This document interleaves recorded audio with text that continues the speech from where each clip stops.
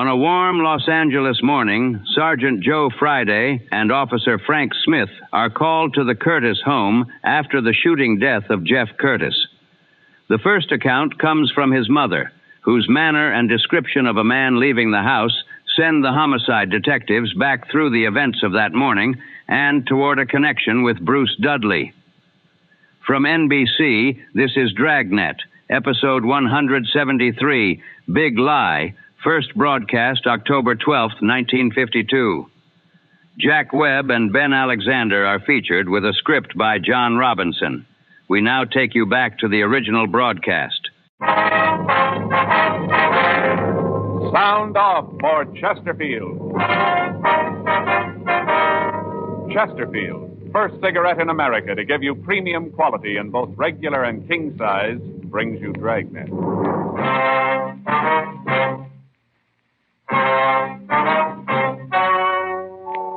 Ladies and gentlemen, the story you are about to hear is true.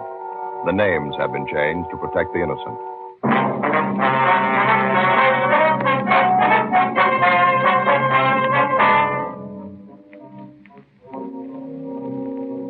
You're a detective sergeant. You're assigned to homicide detail. You get a call that a man has been murdered. His killer is unknown. Your job? Get him. Here's what the tobacco trade press has had to say about Chesterfield's. U.S. Tobacco Journal, Boston, Massachusetts. Chesterfield cigarettes in the new king size is still maintaining large turnovers in this area. Dealers report that sales continue to climb on this size, and it seems that volume on the regular size has climbed to new heights with its big brother. And Tobacco Leaf reports from Chicago more calls for Chesterfield king-size cigarettes than for most brands being marketed. Dealers all over the country tell us no product they ever handled has grown so fast in so short a time as king-size Chesterfields. King-size cigarettes give you quantity, but only Chesterfield king-size gives you quantity plus quality. Premium quality. Chesterfield king size contains tobaccos of better quality and higher price than any other king size cigarette. In fact, the only difference between Chesterfield king size and Chesterfield regular is that the king size is larger, contains more of these same tobaccos, enough to give you more than a 1/5 longer smoke. So remember, Chesterfield is the only cigarette to give smokers premium quality in both regular and king size. Ask your dealer for Chesterfield, either way you like them. Premium quality Chesterfields, and much milder.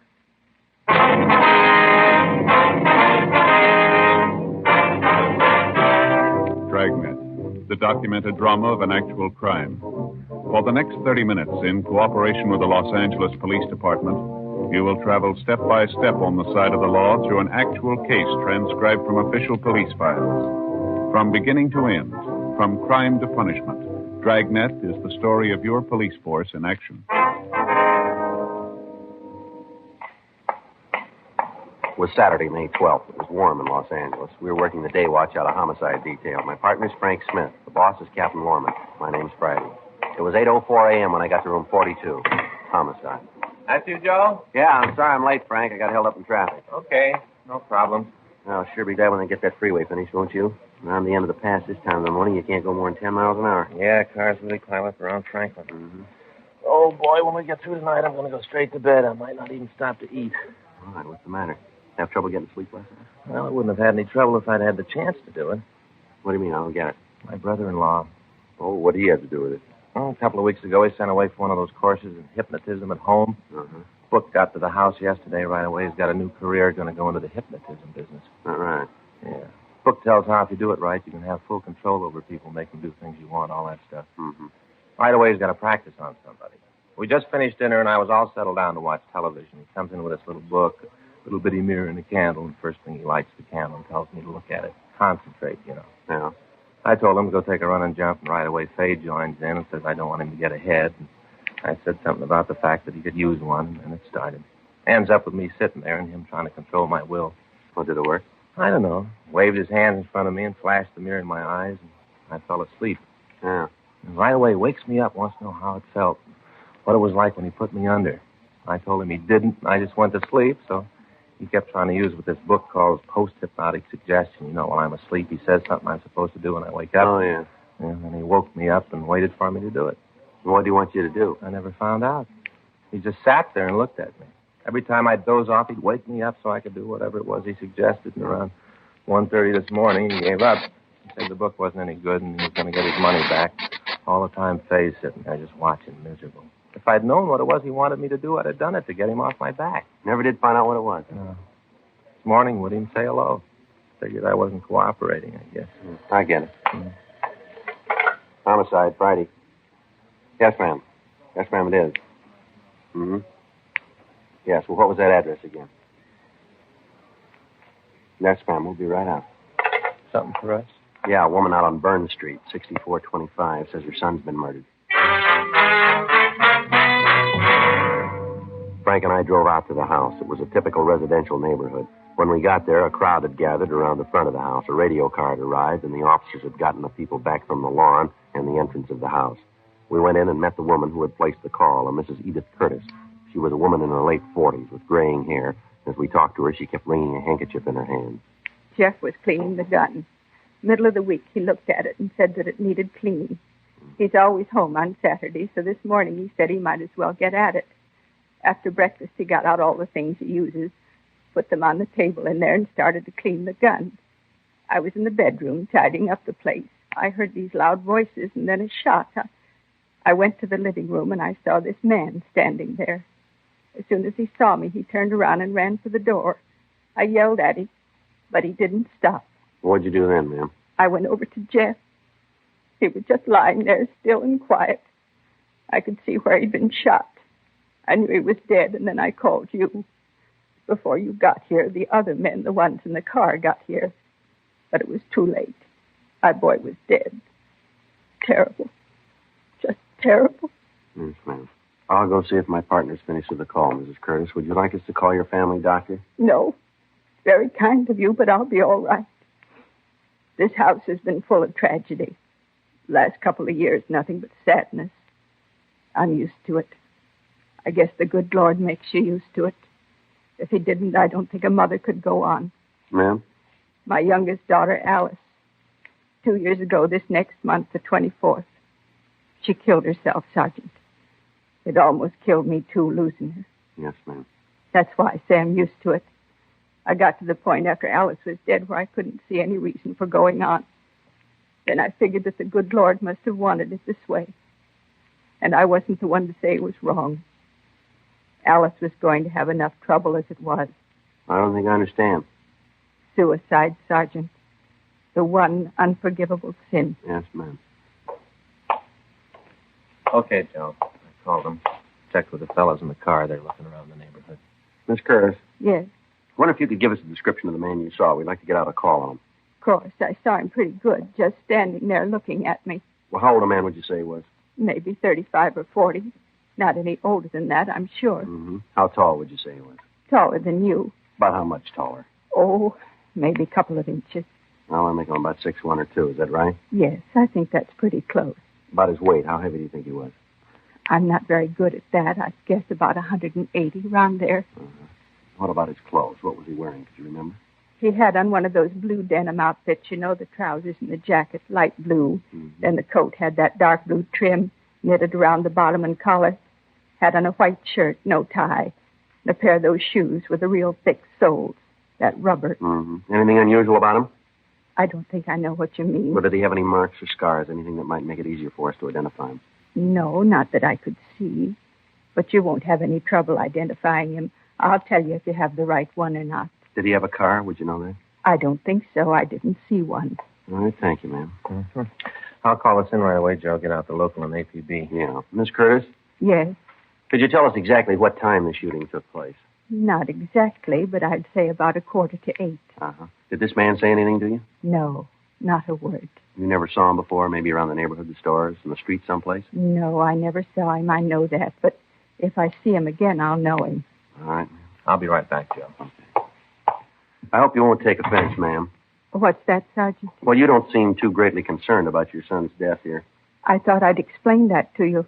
I told you that I have to figure that it's the Lord's will. Mm-hmm. I might as well tell you, Sergeant. You'll probably find out anyway. What's that, ma'am? Well, Jeff and I had a few arguments. Nothing serious, but we did have words. I beg your pardon, ma'am? Well, I told you that my daughter took her own life. Oh, yeah. She lived with us here in this house. I thought it was a happy home. I found out it wasn't. I found out too well. Mm-hmm. You see, Alice, that's my daughter. Yes, ma'am. Well, she was going to marry. She'd met a young man who worked in an aircraft factory. She seemed to think he was very nice. I couldn't see much in him. I told her so. We had quite a few rows about it, once when he was here. Mm-hmm. On that night, the row, Alice's young man left, made quite a fuss about my trying to run the children's lives. Told Alice that he'd marry her right away that night. But when they were married, he didn't want to have anything to do with Jeff or me. Well, did Jeff take any part in this quarrel? No, my yes. Finally, the young man stormed out of the house. Alice was in tears, just seemed to go to pieces. That night, she took an overdose of sleeping pills. I'll never forget when I called her for breakfast. Terrible. That's not doing any good. I'm sorry, Sergeant. That's quite all right, ma'am. Now, you said you and your son had several arguments. Was it about this engagement thing? Yes, after Alice's funeral.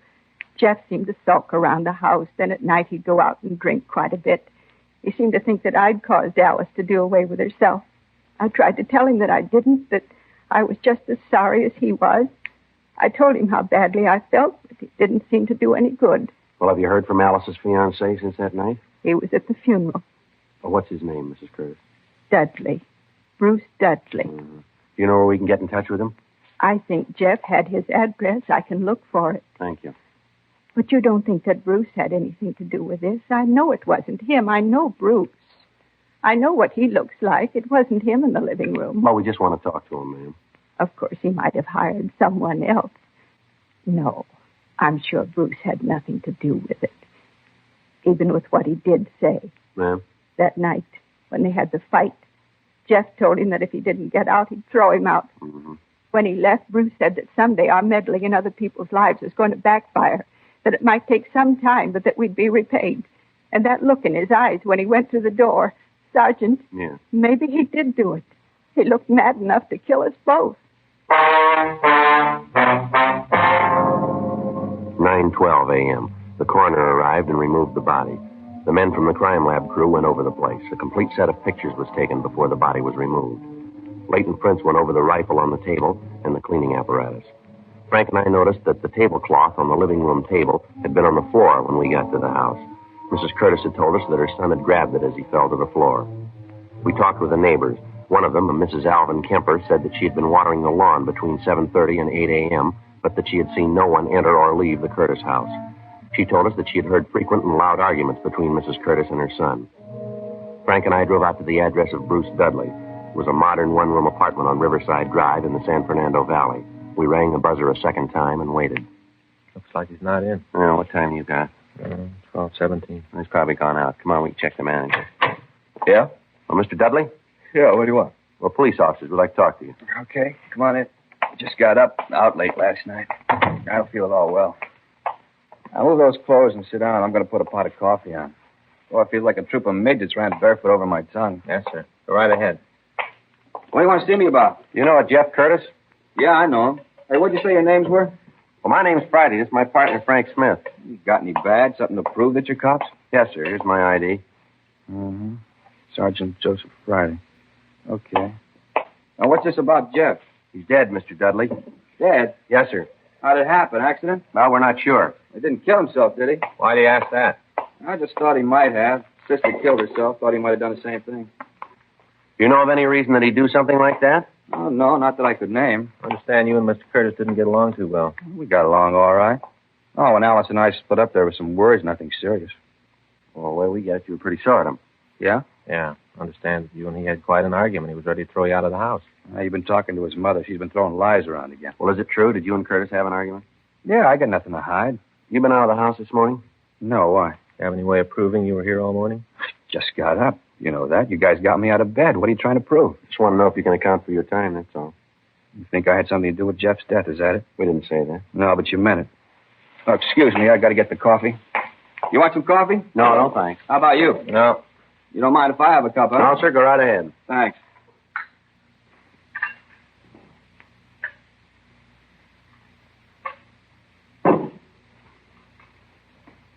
Let's face it. You guys really think I had anything to do with what happened to Jeff? We're not paid to say what we think. We try to get the facts. Yeah. But if I was you, I'd concentrate on Mrs. Curtis. I wouldn't put it past the old bat to kill her own son. You check around the bars in the neighborhood, talk to his friends, they'll tell you. His mother was scared to death that he'd marry one of these days, walk out on her. He used to be on his back all the time about the girls he went out with. I knew some of them. Alice and me used to double date with him once in a while. Mm-hmm. They ever have any arguments about this while you were around? A couple of times, yeah. If you don't believe me, why don't you check with Harry? He'll tell you the same story. Lord knows he went through enough of it. Harry? Yeah, Jeff's brother. He got married, let's see, about 5 years ago. Moved out of the house, lock, stock, and baggage. He went through a thrash with his mother about it. He'll tell you about it.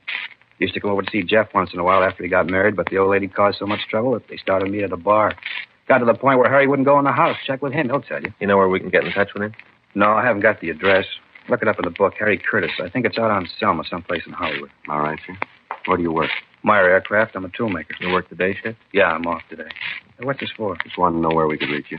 You still think I had something to do with it, huh? No, we didn't say you did. Your name came up and we had to check it out. Yeah. Well, there were a lot of times when Jeff and I didn't get along. I won't try to tell you that there weren't. I'd never do anything to hurt him. He had enough on his hands with that mother. Yeah?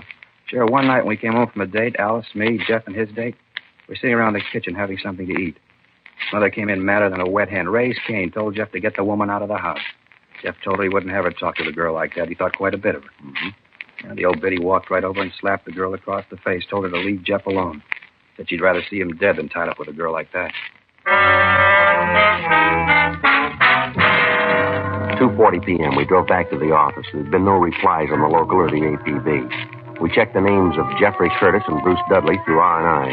There was no record on Curtis, but Dudley had been arrested twice for LAMC 4127C, being drunk in a public place. He'd served sentences in the city jail on both charges. We checked with the coroner's office, and they told us that Curtis had been killed by a .38 caliber bullet. It had been fired at close range into the back of his skull. The bullet was booked for evidence, and we made out a dead body report. We put in a call to the brother's house, but we were told that he was out of the city, and he wouldn't return until sometime that night. We left word for him to call our office as soon as he returned. We checked on the suicide story given us by Mrs. Curtis and found that an Alice Curtis had taken her own life by an overdose of sleeping pills 2 years before. 5:20 p.m. Frank and I drove out to talk to Mrs. Curtis again. You want to look at Jeff's room, don't you? Yes, Miss Curtis. This way. When we were here this morning, you didn't say anything about your other son. Harry? Mm-hmm. Well, you see, Officer, Harry doesn't care much for me. I know it's hard to believe that a boy would desert his own mother, but that's what Harry did. He got married, and right away his wife started to cause trouble between us. The rifle your son was cleaning this morning. Oh, yes. Those men from the crime lab, I think they said they took it. Yes, ma'am. Did your son do much hunting? Well, he used to. He used to do quite a bit before Harry got married. They used to be great pals. Mm-hmm. Mother couldn't ask for a better pair of sons. And when Harry left home, Jeff sort of gave it up. He cleaned the gun when he had to, but he didn't go after game anymore. Then, too, he was afraid to leave me alone at night. Ma'am? Well, we've had a lot of trouble with prowlers in the neighborhood. Had to call the police a couple of times. They didn't find anybody, though. Mm-hmm. These your son's clothes, ma'am? Yes. This man you saw this morning, did you notice if he had a gun? Yes, he did. It was a revolver. When I came into the room, it was still smoking. Mm-hmm. Did your son keep any other firearms in the house? Oh, no, just the rifle. I wouldn't have any other guns in the place. I don't like them. You had any call to go up in the attic lately, Mrs. Curtis? What? The attic, ma'am. Have either you or your son had any reason to go up there? No, I don't think we've been up there since we moved. Could I get you officers a cup of coffee or anything? I've got some nice fresh cake. Like a slice of that? No, ma'am. Thanks, just the same. Oh? Yeah. Look at here. Yeah. Look at here on the shoulders of these suits in the back. You see this dirt? Looks like it came down from that door to the attic. Yeah. Let me get a chair and we'll have a look. What's this all about? I told you we haven't used that attic. Don't you believe me? I'd just like to take a look if you don't mind, ma'am. Well, maybe I do mind. Just going to take a minute, ma'am. I think you officers have sure got your nerve. I tried to be nice to you, help you out. Isn't enough that my boy's dead. Now you have to come in here and tear my home apart. There's something up here, Frank. I think I can reach it. Yeah, here it is. Get my pencil.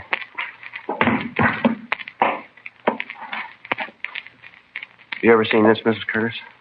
No. I haven't got any idea how that gun got there. Doesn't belong to us. What do you think, Joe? I don't know. 38 caliber.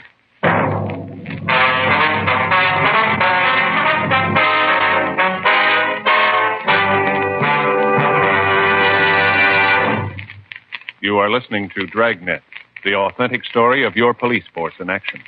And now a report every smoker should hear.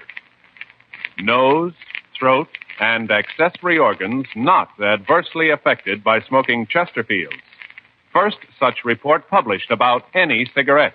A responsible consulting organization reports a study by a competent medical specialist and staff on the effects of smoking Chesterfields. For 6 months, a group of men and women smoked only Chesterfields, 10 to 40 a day, their normal amount. 45% of the group have smoked Chesterfields from 1 to 30 years, for an average of 10 years each. At the beginning and end of the 6 months, each smoker was given a thorough examination, including x-rays, and covering the sinuses, nose, ears, and throat. After these examinations, the medical specialist stated, It is my opinion that the ears, nose, throat, and accessory organs of all participating subjects examined by me were not adversely affected in the 6-month period by smoking the cigarettes provided. remember this report and buy Chesterfields, regular or king size. Premium quality Chesterfields, and much milder.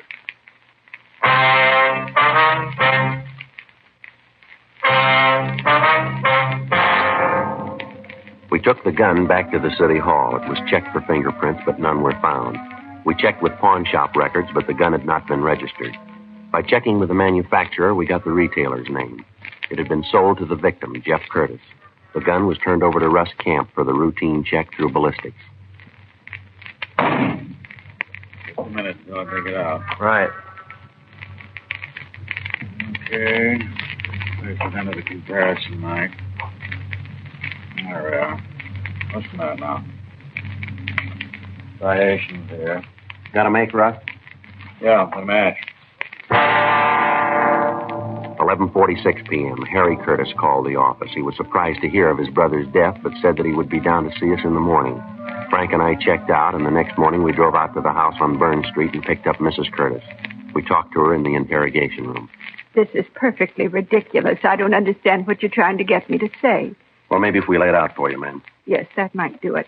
At least it would be something.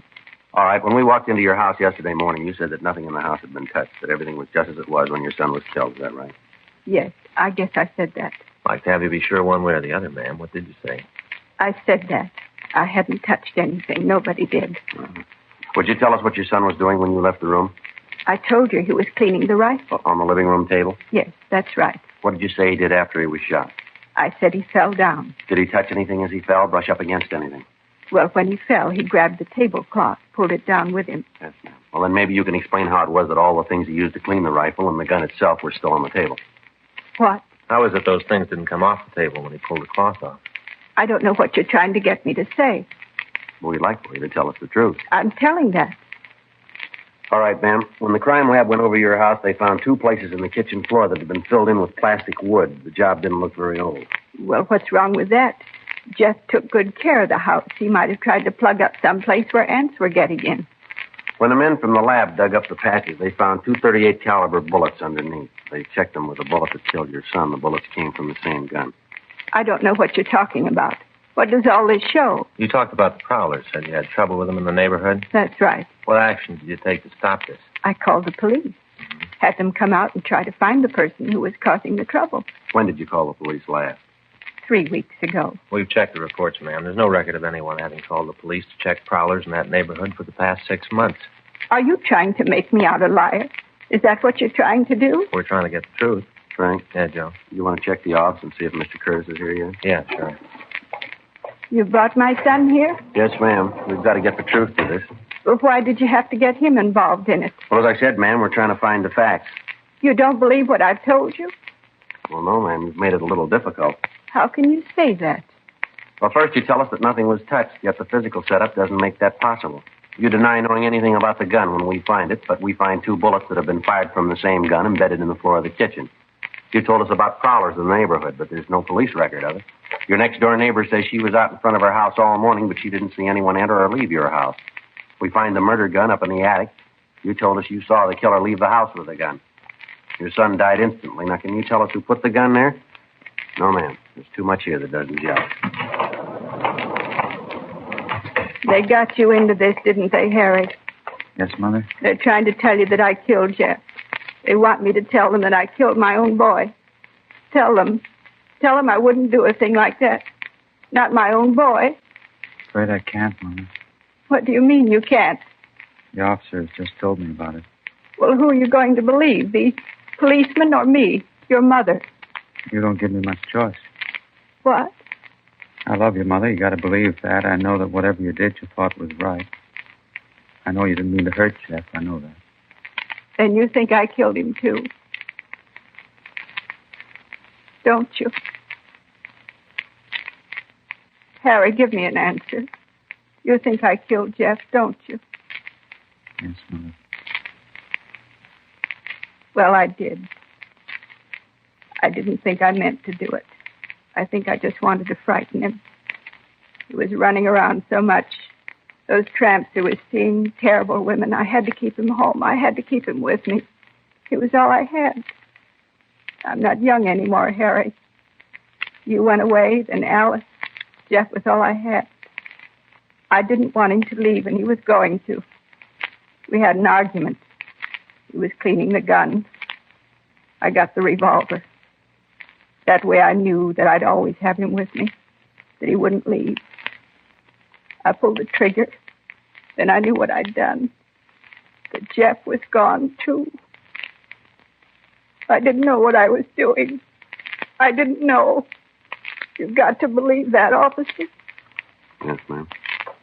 Do you believe me? That I just wanted my boy? I wanted to keep him. That's all any mother wants. I tried to keep my boy. Or maybe that's what was wrong. What do you mean? You tried too hard.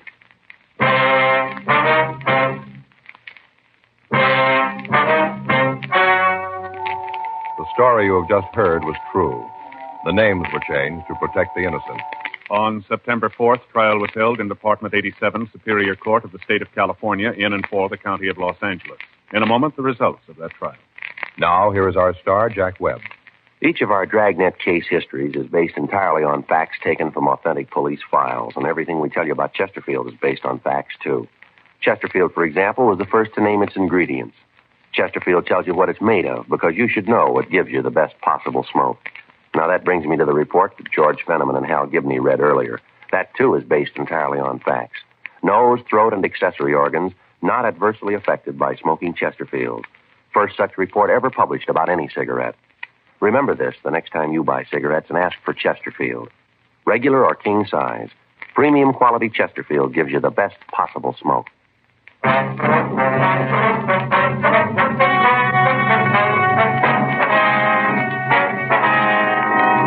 Edith A. Curtis was tried and convicted of murder in the first degree and was sentenced to the state penitentiary for women, Tehachapi, California. While serving her sentence there, she died from natural causes. Murder in the first degree is punishable by death or confinement in the state penitentiary for life.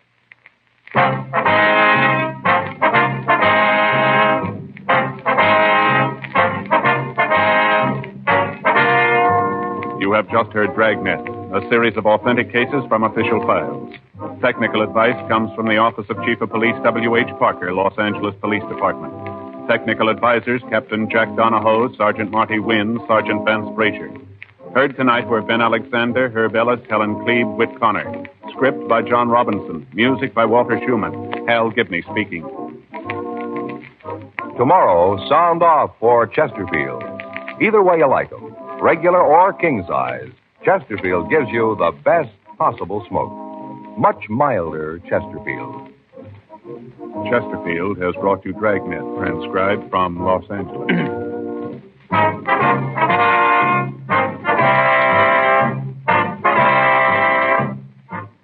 This is NBC, the national broadcasting company. Our time with Dragnet, Big Lie, has come to a close. Follow Dragnet for more classic broadcasts.